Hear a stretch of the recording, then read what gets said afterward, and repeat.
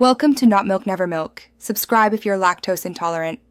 You have a compiler and the C/C++ extension installed. Now start changing the version.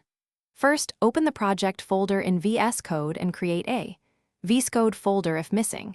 Next, make sure your compiler path is known. Set compiler path in CCPP properties. JSON so IntelliSense matches the toolchain. Once done, open or create tasks. JSON, this is where build arguments live. Make sure you pick the correct target file and a build task that invokes G++, Clang++, or MSVC. Now modify the build invocation to request the chosen standard. In tasks, JSON add the compiler flag. For GCC or Clang include std equals C++17 or C++20. For MSVC use /std C++17. If you use CMake, open CMake lists.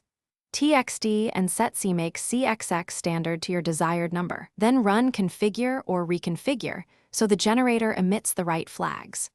Once updated, save files and run the build task so the compiler. Finish by building a tiny test that uses a feature specific to your chosen standard. That proves the compiler is using the flag. Make sure to restart VS Code or run C/C++.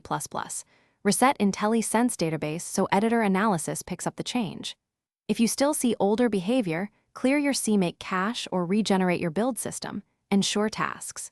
JSON and CCPP properties.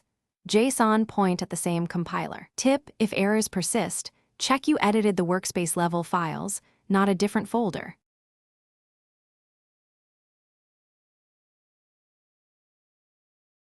Thanks for watching. If this was helpful, leave a like and consider subscribing. See you next time.